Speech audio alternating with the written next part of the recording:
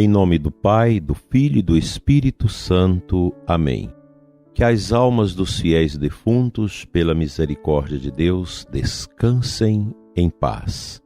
Amado ouvinte, que é Dom Adair, Bispo de Formosa, rezando com você, com sua família, com a sua paróquia, com a sua comunidade, neste mês bonito, mês em que nós reverenciamos com saudades a memória dos nossos falecidos, a quem nós recordamos nas nossas orações em sufrágios pelo seu descanso eterno junto de Deus.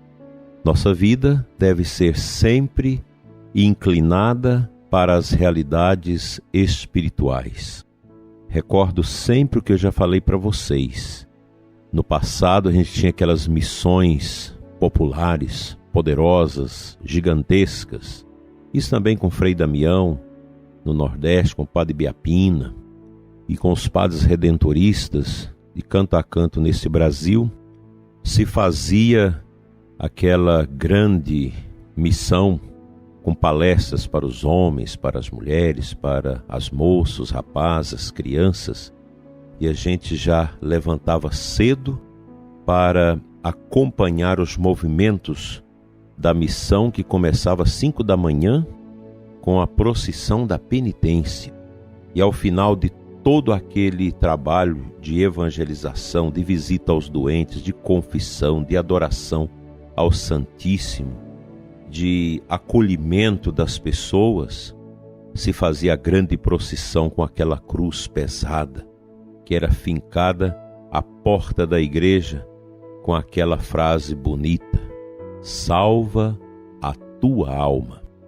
Hoje nós estamos sendo calados pela espiral do silêncio na igreja a não falar desses temas.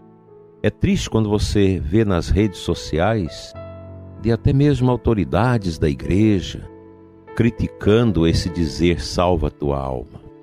Mas nós somos alma, nós somos espírito, um espírito encarnado num corpo, como nos ensinou Lucas, grande teólogo espanhol. Nós somos um espírito encarnado num corpo, e a finalidade do ser humano é preocupar-se dioturnamente com a salvação da tua alma, teu espírito. Nós não temos uma cidade permanente neste mundo, nós não somos marxistas. O marxismo é que propõe uma utopia, que é uma coisa que praticamente ninguém vai chegar nisso. E é exatamente esta contaminação com essas ideias que leva tanta gente a criticar aquilo que a igreja viveu, pregou, ensinou ao longo da sua tradição e dos séculos. É salva a tua alma mesmo. Nós temos uma alma que precisa dar contas a Deus. E o mês de novembro nós falamos muito disso, porque é um mês que a gente volta o nosso olhar para os nossos antepassados, para aqueles que já foram e que precisam das nossas orações. Infelizmente, esse nivelamento, esse secularismo dentro da fé cristã é uma realidade dolorosa, que nós sacerdotes que queremos guardar a tradição da igreja, a fidelidade à sua palavra, ao seu ensinamento magisterial, nós não podemos abrir mão disso. Bastou que a igreja desprezasse essas realidades espirituais para se preocupar somente com as realidades temporais, como muita gente acha que isso é um dogma de fé. E é claro que a fé cristã leva a esse empenho da caridade, o socorro aos pobres, a ajuda aos que sofrem. A igreja tem essa prerrogativa.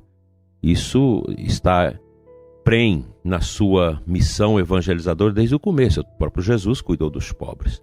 O problema é quando nós trocamos o eixo, tiramos a caridade, que é a virtude das virtudes, e colocamos no lugar dela a ideologia. O que aconteceu nos últimos tempos com esse discurso? As pessoas inclinaram a cabeça para a igreja e voltaram suas vidas para as seitas onde falam de Jesus e da Bíblia. Essa é a verdade, que muitos dos signatários desta mentalidade relativista, teologicamente falando, não são capazes de enxergar porque não tem amor à igreja, não tem amor ao mistério, tem amor à causa, às ideologias. Isso não vinga, isso nunca vai adiante. Nós já temos aí um desastre de décadas de perda de fiéis assustadoramente. Mas certa vez, conversando com um desses signatários, eu questionava, mas nós estamos perdendo fiéis? Não, isso não importa. Importa é a causa. Bom, mas a causa que nós queremos é a causa de Deus. É o anúncio do Evangelho, é a catequese. É isso que nós precisamos tomar a peito com grande proposição.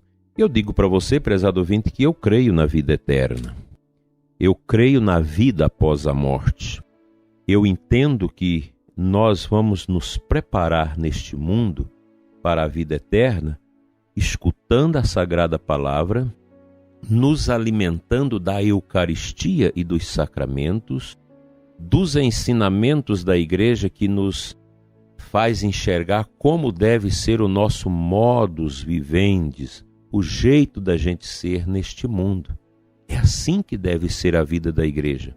Agora, nós não vamos deixar que a missão da Igreja, que a evangelização, a catequese, a liturgia, sejam alcançadas por estas mentalidades, estas ideologias que usam da evangelização, que usam da pastoral para fazer política, para promover ideias. Olha, o Evangelho de Nosso Senhor Jesus Cristo, a palavra de Jesus é maior do que todas as ideologias e insights teóricos que esse mundo já viveu e vive. A nossa fé é no Senhor e nós não podemos abrir mão disso. Por isso eu te convido, querido diácono, religioso, seminarista, nossos sacerdotes, vamos fazer da nossa diocese um lugar onde se prioriza as virtudes teologais, a fé, a esperança e a caridade, despojadas dos adereços que a gente chama de carrapatos, que vão grudando nas coisas da igreja para pesar a missão e pendê-la para o horizontalismo e não para o verticalismo, para o sobrenatural. Nós queremos Deus, a gente precisa voltar a cantar aquele canto. Queremos Deus, homens ingratos, porque nós vivemos o tempo da ingratidão a Deus. E você, como está a sua fé?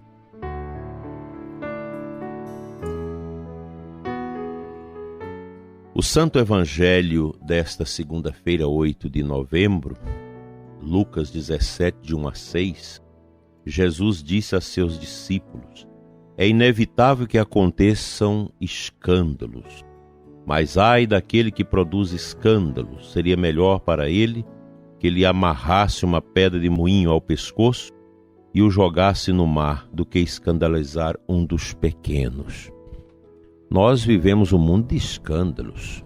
Os escândalos estão por toda parte, no mundo civil, no mundo religioso. Quantos escândalos na vida da igreja? Agora, eu não vou deixar que a mídia, que também é escandalosa, que usa de todos os escândalos para tirar minha fé, para me levar ao desatino de perder a minha fé católica, por causa de escândalo desse ou daquele homem de igreja, aquela mulher de igreja, desse leigo, daquela leiga, daquele agente, etc. Não, nunca. Nós não vamos deixar. E quando o Nosso Senhor fala do escândalo, aqui também há o escândalo da fé. Pessoas que ensinam a doutrina que não é a da igreja, que ensina ideologia no lugar da fé. Eu sou testemunha disso, fui contaminado por isso durante muito tempo. Depois a gente vai ler, vai meditar, vai rezar e você vê quantas bobagens nisso. Se fosse para olhar a fé das pessoas da igreja, inclusive da hierarquia, eu não seria padre, talvez não seria nem católico, mas a gente aprende que a igreja é maior do que seus filhos. E eu só tenho a agradecer aos padres que eu conheci na minha infância, padres maravilhosos, 2 bispos maravilhosos, Dom José Chaves, Dom Prada, Monsenhor Juarez, Frei Eusébio, Frei Marcos, Dom Agostinho, grandes santos, padres abençoados, de quem eu nunca vi um escândalo. que respeitava a gente como coroinhas, como crianças. Então essa balela de, porque agora não vou mais à igreja porque teve um caso de pedofilia. Quem pratica essa barbaridade tem a justiça para cobrar, onde é o foro para ele pagar por esses males, por esses escândalos aqui na terra. E depois Deus toma conta no julgamento após a morte. Mas o que eu digo para você, prezado ouvinte, eu já vi muito escândalo na igreja, mas a igreja continua santa. Miserável é aquele que macula o nome da igreja. Mas não vamos ficar pensando que escândalo é só na ordem sexual, é só nessas práticas comportamentais. Hoje, o grande escândalo que nós vemos é o escândalo da negação da fé. Gente pregando aquilo que a igreja não ensina. Gente querendo levar a missão da igreja para um caminho que não é o caminho do reino. Quando a gente contempla o terço luminoso de Nosso Senhor, criado por São João Paulo II, quando começa lá o batismo de João no Jordão, o milagre das bodas de Caná e depois o anúncio do reino. Isso é grandioso. E esse anúncio do reino, ele é entusiasmado pelo Tabor, que mostra para os apóstolos que aqui no mundo nós temos o nosso empenho missionário, mas o nosso fim é o céu. E depois a instituição da Eucaristia, que é a força viva que alimenta a nossa esperança e a nossa fé. Mesmo que o sacerdote às vezes não crê mais na Eucaristia, mas Jesus é tão humilde que ele se faz presente quando se faz a oração que a igreja faz. Tempos difíceis, mas tempos também de santidade. Nós não vamos negar a nossa fé por causa destas realidades de contra-testemunho, de escândalos que a gente vê nesse mundo. Cristo é o nosso Rei. E isso nós vamos celebrar com muita alegria no domingo de Cristo Rei neste mês. Que o seu dia seja um dia de amor a nosso Senhor e de um grande amor também à igreja e a tudo aquilo que ela nos ensina na sua belíssima tradição nestes 2000 anos. Ser católico é maravilhoso. Ser sacerdote fiel não tem preço. Vamos orar.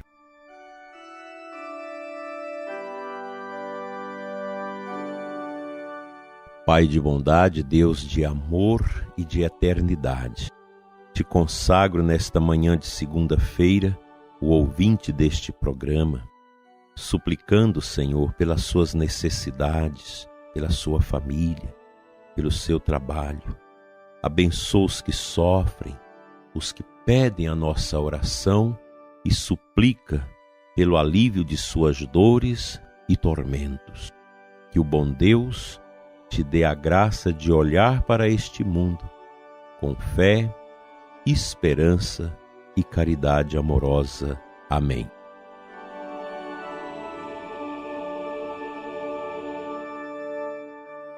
O bom Deus te abençoe e te guarde hoje sempre, em nome do Pai, do Filho e do Espírito Santo. Amém. Que Nossa Senhora da Consolação console a todos que perderam seus entes queridos e até amanhã, se Deus assim nos permitir.